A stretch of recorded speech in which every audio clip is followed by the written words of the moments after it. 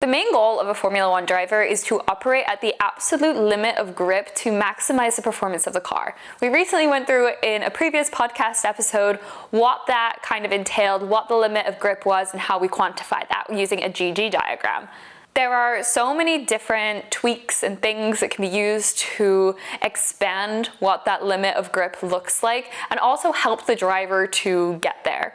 One of the biggest factors, obviously, is to make the car as drivable as possible, and that means setting up the car in such a way that it is to the taste of the driver and also maximizing the different elements that have been set up in the car to make sure that you can get to that limit of grip. The setup of the car is absolutely imperative in Formula One to make sure that the car can operate well in a variety of different scenarios. So you've got the long straights, you've got the start, you've got the quick corners, you've got the long sweeping corners, you've got sharper corners. The car has to be set up to be able to work well in all of these conditions. Not only that, but every track has a little bit of a different format and layout, and therefore different expectations and different ways that you have to set up the car. So today we're going to be deep diving into how engineers do this. Hi, welcome back to the Great Girls Formula, your F1 podcast, where we deep dive into what makes Formula One so interesting, from the technical details and strategy to the people, decisions, and stories behind the races. If you haven't already, make sure to subscribe to us on YouTube, follow us on Spotify or Apple Podcasts or wherever you get your podcasts and you're listening to this on. And also make sure to follow us at Great Girls Formula on Instagram for even more F1 content. With that, let's get into the episode. The question that the engineers at every race are trying to answer is, how do we configure the car so it performs the best for this specific driver at this specific track in these specific conditions? In an ideal world, there would be one perfect solution or setup that would be absolutely optimized, but we just don't live in an ideal world, and there's always going to be changing conditions that mean that the number of parameters that you can change on this car, so you can't ever get to the perfect solution. But there is definitely an art to be found in trying to find the most optimal solution that you possibly can. Unlike our road cars, which you can more or less think of as being plug and play, F1 cars are built with this flexibility in mind so that they can change a whole bunch of different tweaks. So what does car setup actually mean? It's basically the configuration of adjustable components that affect performance and handling. There's a bunch of different things that can change. There's aerodynamics, suspension geometry and the stiffness of the suspension, your tire pressure, your ride height, differential settings, brake balance, weight distributions, and that's really only naming some of the more general ones. There is so much more that goes into it. As we touched on in our last technical episode, all of the forces that occur to the car all have to go through the tires. So a lot of the changes that are made are going to be based off of the relationship that the tires have with the road, because that is what affects how much grip a driver is going to have. The trickiest part, I think, about doing car setup is the fact that nothing exists in a vacuum. If you change one element of the car and you optimize that one element, and then you change something else, that original element isn't going to be optimized necessarily anymore. For example, maybe in the past you would want to create more downforce on the car during a cornering situation. Well, then you are going to have more drag in straight line speeds. That's a little bit not necessarily the case now that we have these active aero situations at play, but you get the picture. There's another concept where you can have much softer suspension, and you might have more mechanical grip on the car, but you'll have less aero stability because of the changing conditions of the car. Or you can have a super aggressive front end setup so it turns in better, but it would have a lot more tire degradation. So the key word that all of these engineers are striving for is the optimal balance. So let's have a look through some of the different parameters that they can change and talk through what it actually means of what is actually changing on the car itself. So this first one, I think, is one of the more intuitive changes that you can make, and one that is a good example of really thinking about just finding a really good balance, and that is just tire pressure. So obviously, if you have lower tire pressure, then your tires are going to be a little bit more squishy, right? And whenever it's more squishy, you're going to wind up with a bigger contact patch on the track surface. You're gonna have more grip on those tires just because you have a bigger contact patch to deal with. Like, just think about the concept of trying to balance, let's say, a pencil on a desk versus trying to balance a plate on a desk. One of those is gonna have a lot more grip on the table than the other ones. But then again, obviously, we all know what it means to have a flat tire, so you don't want to release all of the pressure in the tire because then you're just obviously not really gonna have anything to go off of or to support you. So it's really about finding that optimal balance. If you do have a lower tire pressure, there's gonna be that bigger contact patch, but you're also gonna be generating a lot more heat in those tires, so they're a lot more likely to degrade quicker. Next, we have ride height. So this is, again, kind of what it sounds like, just basically how close the car sits to the ground. And this is really, really important when it comes to your aerodynamics especially, because if it is a little bit too high, you run the risk of reducing downforce, but if you run it too low, you risk running over a curb or scraping the bottom of the aero system. And suddenly then you've destroyed the whole bottom of the car, and obviously nobody wants that. That is actually what skid blocks do in Formula One. They put them on the bottom to help enforce the minimum ride height rules and prevent bottoming out as well. And they make cool sparks, which I like to see. Our 2026 regulations actually encourage a lot higher ride heights because we're not in an era of ground effect cars so much, and during the era of ground effect you were really trying to basically suck in the bottom of the car into the ground. Next, we have some different tire angles. So I have talked about these in a few episodes previously, but I'm going to go through them again for you now. So first of all, we have camber. So camber is the angle of the tires relative to the vertical axis. So let's pretend that the two palms of your hands are like the spokes of the wheel. So if you're pointing your hands towards the sky, if you lean them in slightly to each other, essentially like as if these are the spokes of the wheel, then you tilt them in slightly, then that would be negative camber.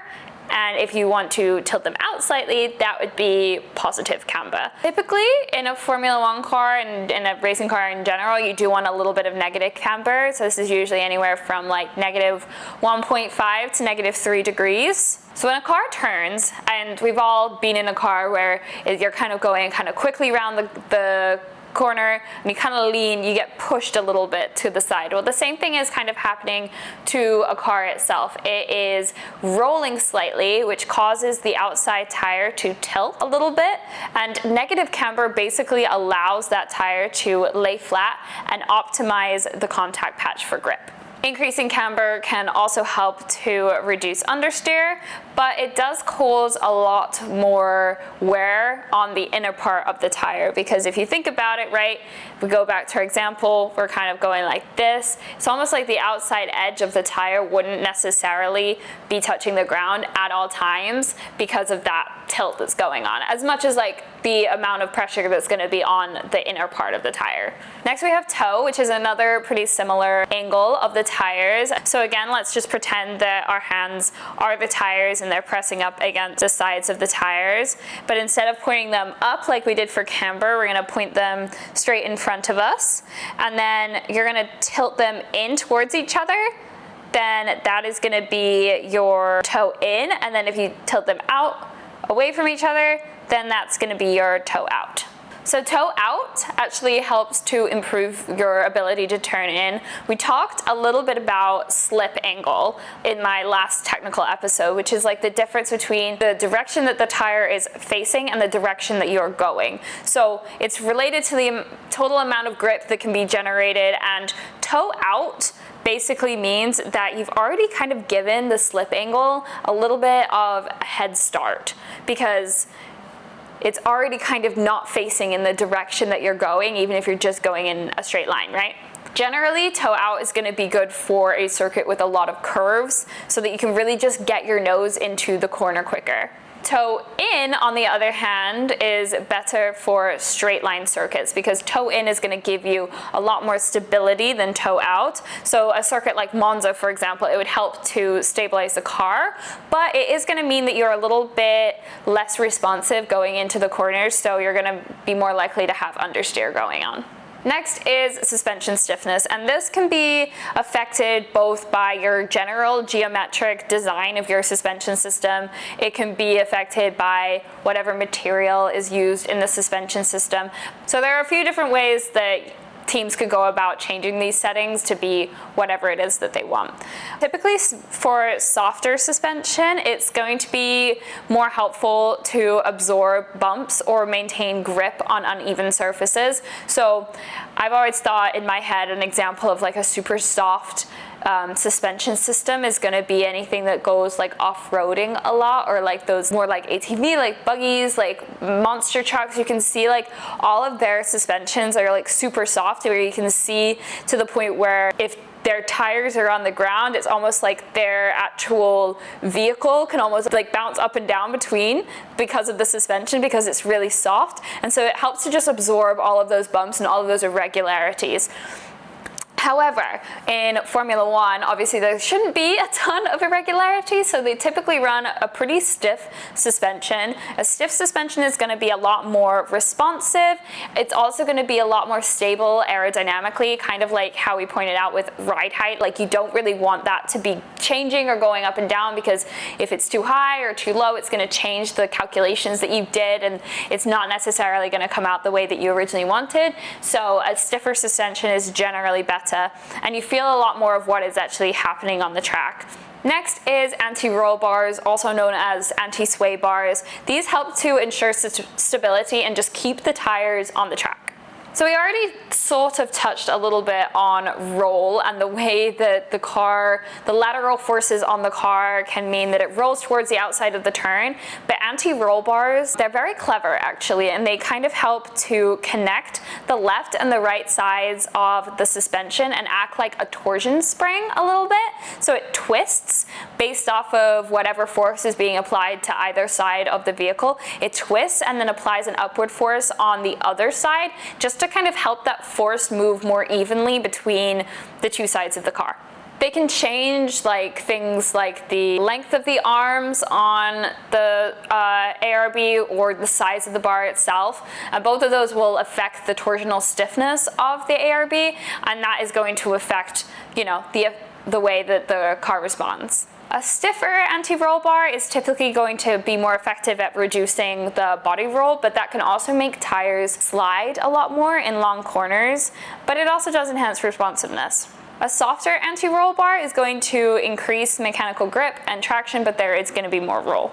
An anti-roll bar can also help to adjust like just the general drivability of the car and the style that the driver favors. So if you want oversteer or understeer, you can adjust these a little bit more, the ratio of the two on the front and the rear, to change that responsiveness. Also in Formula One, I was reading, and sometimes this is one of those things that the driver can actually adjust from within the car based off of what is going on and maintain the optimum setup as the tires degrade and as like your fuel goes down, as the general race goes on and things change. They have ways to adjust that just from within the vehicle. The last of these kind of more suspension, mechanical type focus things would be weight distribution. So there is a minimum weight required for both the car and the driver, which is interesting because Williams this year is really struggling with that. The rumor is they're like way heavier than they were last year, and last year's minimum weight requirement was more than this year, so they are significantly over this year, and that's like literally contributing to like a second a lap or something. The easiest way to go quicker in a car is to reduce weight. It's as simple as force is equal to mass times acceleration. Like, your mass is right there. Like, if you can decrease that and you have the same force from the engine, then your acceleration is automatically just gonna go up. Anyway, teams will sometimes use a ballast to hit the minimum weight limit, and this will also just help to fine-tune the balance between the front and the rear. So when you have a lot more weight in the front of the car, it's going to help increase your front grip and help you with your turning in, but it will also increase the front tire wear and potentially oversteer. If your weight is more in the rear, then it's going to increase that rear traction, which is really good for acceleration, but it will also increase rear tire wear and can cause understeer. Next we have the aero setup. So as I mentioned, we've kind of transitioned into an era of active aerodynamics now, because we previously had DRS, which was a form of active aero, but we're now at a point where the teams are able to design their front and rear rings so that they open on the straights and they close on the corners. So I think it's a lot easier to understand like the different changes that can be made around the track because we're seeing that in real time. But it used to be that they really were trying to find the best balance between the drag that they would get on the straights and the additional downforce that they would get when cornering.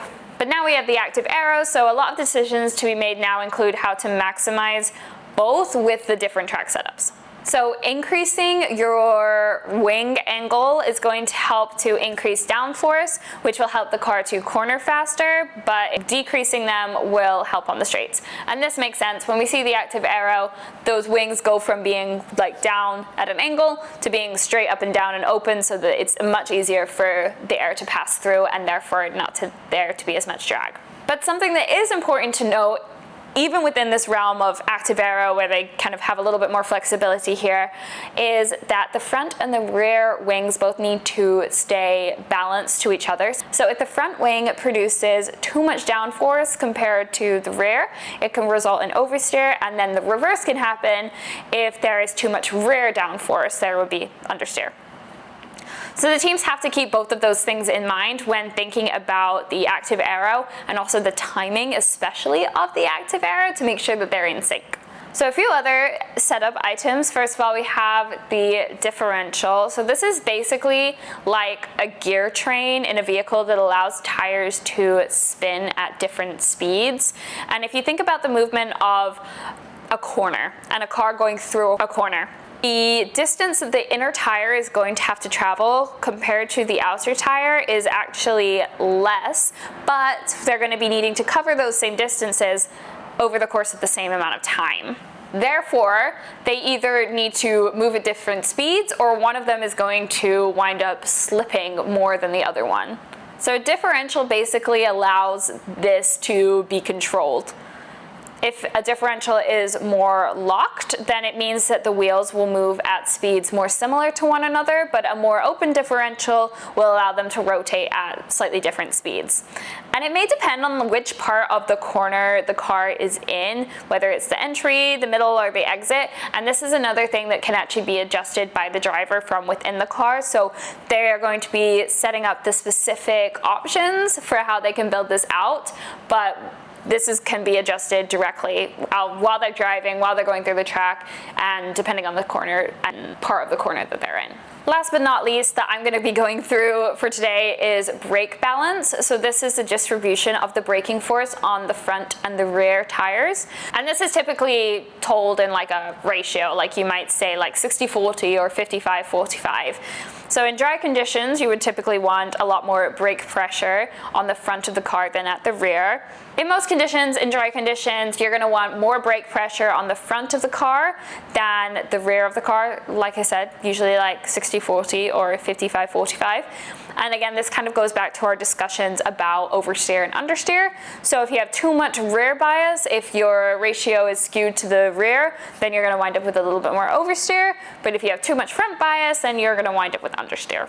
And this is another one that the drivers can adjust throughout a singular lap. They'll have a few different settings that are preloaded, and they can choose whichever one makes the most sense for them at the time, and they can adjust this. And you want to tune this to avoid excessive locking on the brakes, because that is what can cause the cars to start to slide or spin out. And it is actually really interesting the way that they are able to kind of create these brake balance maps and settings that the driver can choose from, because the speed that the car is going to is proportional to the downforce on the car, and at various speeds there are going to be various optimal brake balances. The engineers are going to create different brake balance maps and offset maps that can be chosen by the driver, and they can adjust those like after qualifying or to shift to deal with changing conditions. So I think a big question that comes to mind whenever I'm going through all of these is just how in the world did I pick the setup for these cars if there are just that many parameters that can change and then any change affects all of the other parameters. Especially because in Formula One, they do not get a lot of testing time. The free practice sessions that we see every weekend, pretty much it. And that is why they rely on a ton of simulations. So the teams will use data from previous races or simulated laps, using the experienced driver's racing line as an example. They'll use that and they'll practice with that, and they'll change a bunch of parameters just in the simulation world to help them come up with a plan of action about where to start when it comes to these free practice sessions, so that they can really make the most out of every single one of them and they aren't just starting from scratch every weekend.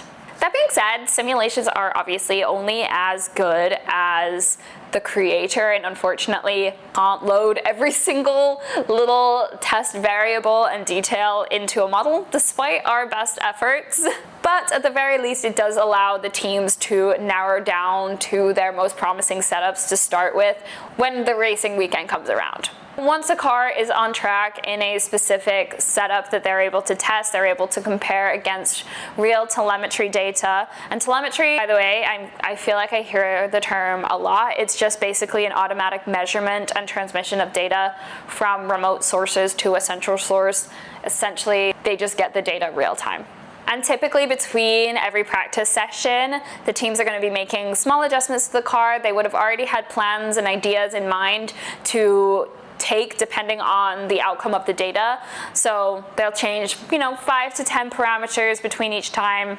Each session, every lap is going to be helping them to learn more about track, grip, tire degradation, wind conditions, and also just take into account any driver feedback as well, because there's really not much more valuable than a professional driver's experience, especially those drivers that are able to kind of take the things that they're feeling in the car and translate them over to the engineering concepts or engineering suggestions that their team is able to actually then put into the car. Especially if their suggestions are lining up with data, it can just help to pinpoint what to look for and what especially needs to be changed. The hope is that by the time that qualifying rolls around, they would have found the peak performance of the car and know exactly what settings they need to be putting on all of those different parameters to make it perfect and exactly what the driver wants.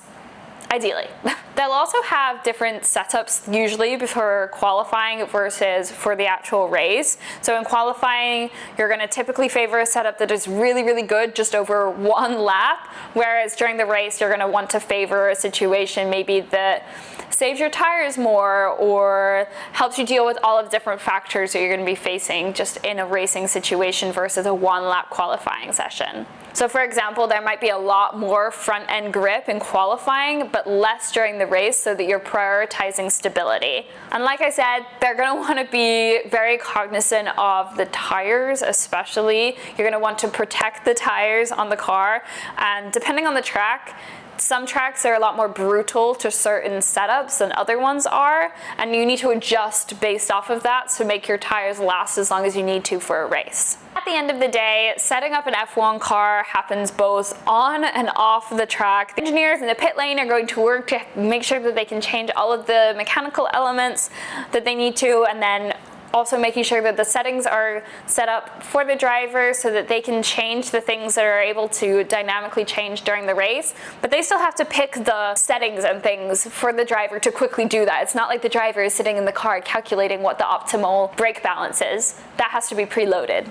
There's going to be a constant search for the perfect balance of the aerodynamics, of the mechanical grip, tire life, driver preferences, track characteristics, and all of the other changing conditions that come into play during a race. And amazingly, all of this is done with very little track time. I mean, we think about, especially during a sprint weekend, there is one session of practice and then they're going. And that is so insane when you think about all of these little things that they're trying to optimize and the amount of time that they have to do so. Even small tweaks in camber or a couple millimeters in ride height can be the difference between success and points and not even finishing the race. But when everything comes together and the driver is able to push the car to the limit, that is what makes it all worth it, and that is where true development is had. If you enjoyed this episode, make sure to follow, subscribe, like the video, all of that stuff. Follow us at Grit Girls Formula. I will be back very, very soon with another race recap, and then we'll hop into more technical episodes. Again, hope that you enjoyed, and I'll see you next time. Bye!